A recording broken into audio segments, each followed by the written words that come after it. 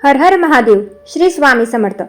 मित्रांनो, तुम्ही कधी विचार केला आहे का, संपूर्ण वर्षात 12 महिने असताना फक्त श्रावण महिना महादेवांना इतका प्रिय का आहे? या महिन्यात केलेली एक छोटी प्रार्थना ही विशेष मानली जाते असे का सांगितले जाते? श्रावणात बेलपत्र, जलाभिषेक, रुद्राभिषेक आणि ओम नमः शिवाय या मंत्राला इतके महत्त्व का आहे? आजच्या या व्हिडिओमध्ये आपण श्रावण महिन्यामागील पौराणिक कथा, त्यांचे आध्यात्मिक महत्त्व आणि महादेवांची कृपा मिळवण्यासाठी या महिन्यात कोणती सेवा आणि आराधना करावी याविषयी जाणून घेणार आहोत. त्यामुळे हा व्हिडिओ अगदी शेवटपर्यंत बघा. महादेवांना श्रावण महिना इतका प्रिय का आहे? मित्रांनो, हिंदू धर्मात श्रावण महिना अत्यंत पवित्र मानला जातो. अनेक पौराणिक कथांमध्ये या महिन्याचे महत्त्व सांगितले गेले आहे. श्रद्धेनुसार या काळात भगवान शिवांची उपासना केल्याने मनाला शांती, संयम आणि भक्तीची प्रेरणा मिळते. समुद्र मंथन आणि नीलकंठाची कथा ही नेमकी काय आहे हे आपण आता जाणून घेऊया. पौराणिक कथेनुसार देव आणि दानवांनी समुद्र मंथन केले तेव्हा सर्वप्रथम अत्यंत विषारी हलाहल विष बाहेर आले होते. त्या विषामुळे संपूर्ण सृष्टी ही संकटात आली होती. तेव्हा भगवान शिवांनी सर्व जीवांचे रक्षण करण्यासाठी ते विष स्वतः आपल्या कंठात धारण केले. त्यामुळे त्यांचा कंठ हा निळा झाला आणि त्यांना नीलकंठ म्हणून तेव्हापासून ओळखले जाऊ लागले. असे मानले जाते की त्यानंतर सर्व देवांनी शिवावर सतत जलाभिषेक करून त्यांच्या कंठातील उष्णता शांत केली. म्हणूनच श्रावण महिन्यात शिवलिंगावर जल अर्पण करण्याची परंपरा विशेष महत्त्वाची मानली जाते. श्रावण महिन्यात अगदी निसर्गही शिवमय होतो. श्रावण म्हणजे पावसाळ्याचा बहर, हिरवीगार धरती, वाहणाऱ्या नद्या, स्वच्छ हवा आणि निसर्गातील नवचैतन्य आपल्याला शांतता अनुभवायला लावते. भगवान शिव हे निसर्गाशी एकरूप असलेले देव मानले जातात. म्हणून या महिन्यात निसर्गाची सेवा करणे, वृक्षारोपण करणे आणि पर्यावरणाचे रक्षण करणे ही देखील शिवसेवाच मानली जाते. बेलपत्र महादेवांना प्रिय का आहे? बेलपत्राची 3 पाने ब्रह्मा, विष्णू आणि महेश यांचे प्रतीक मानली जातात.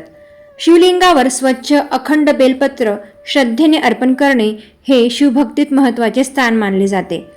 ओम नमः शिवाय मंत्राचे महत्त्व इतके का आहे? तर श्रावण महिन्यात दररोज काही वेळ ओम नमः शिवाय या पंचाक्षरी मंत्राचा जप केल्याने मन एकाग्र होते, तणाव कमी होतो आणि भक्तीची भावना दृढ होते अशी श्रद्धा आहे. श्रावण महिन्यात दररोज महादेवाची सेवा कशी करावी? पहाटे स्नान करून शिवलिंगावर स्वच्छ जल अर्पण करा. ही सेवा भक्तिभावाने करा. भावना सर्वात महत्त्वाची आहे, कारण भोलेनाथांना सोनं, चांदी किंवा किमती वस्तू यांपेक्षा भक्ताच्या मनातील खरी भक्ती, श्रद्धा हीच अत्यंत प्रिय आहे. अगदी साधी सेवा ही अत्यंत प्रिय आहे. बेलपत्र, धतुरा आणि पांढरी फुले अर्पण करा. शक्य असल्यास ताजी आणि स्वच्छ पूजा सामग्री वापरा. तुपाचा किंवा तिळाच्या तेलाचा दीप प्रज्वलित करावा. संध्याकाळी दिवा लावून महादेवाची आरती करा. शिवपुराण किंवा रुद्राध्यायाचे वाचन करा. थोडासा वेळ काढून भगवान शिवांच्या कथा वाचा किंवा ऐका. गरिबांना अन्नदान करा. महादेवांना करुणा आणि दानधर्म प्रिय मानला जातो. आपल्या क्षमतेनुसार मदत करा. रुद्राक्ष धारण करण्यापूर्वी जाणकारांचा किंवा ज्योतिषीय सल्ला नक्कीच घ्या. रुद्राक्षाबद्दल अनेक श्रद्धा आहेत. योग्य माहिती घेऊनच धारण करा. राग, मत्सर आणि कटु बोलणे शक्यतो टाळा. श्रावण महिना हा मन शुद्ध करण्याचाही काळ मानला जातो. श्रावणातील सोमवार हा विशेष का मानला जातो?